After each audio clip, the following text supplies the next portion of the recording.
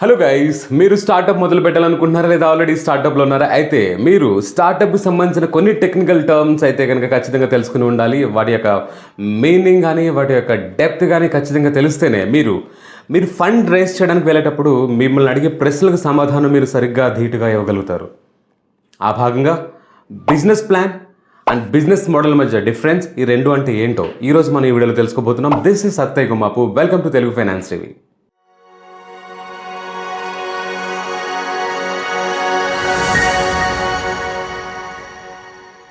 Okay, first of all మనం business model గురించి తెలుసుకుందాం. అసలు ఈ బిజినెస్ మోడల్ అంటే ఏంటి? చాలా సింపుల్గా మీరు ఒక బిజినెస్ స్టార్ట్ చేస్తారు, ఒక ప్రోడక్ట్ని తయారు చేస్తారు. ఆ ప్రోడక్ట్ని తయారు చేయడానికైనా ఖర్చు, దాన్ని మార్కెట్లో తీసుకువెళ్ళిన విధానం, తర్వాత ఆ వచ్చే ప్రాఫిట్స్, అంటే ఏ విధంగా మీరు ఆ ప్రోడక్ట్ నుంచి మనీ సంపాదిస్తారు. సింప్లీ ఉదాహరణకి జోవోస్ మోమోస్ మా బ్రాండ్. మేము మోమోస్ని తయారు చేస్తాం, ఎట్ సమ్ కాస్ట్ తీసుకువెళ్ళి మార్కెట్లో సేల్ చేస్తాం at some price.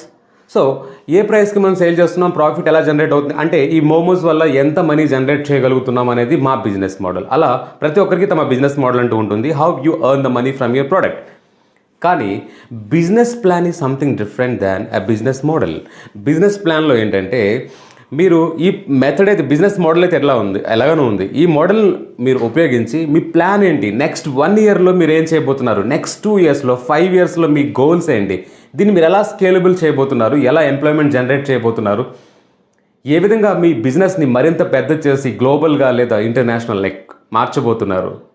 So that is your plan. So మోడల్కి ప్లాన్కి ఉన్న డిఫరెన్స్ మీకు అర్థమైందని భావిస్తున్నాను.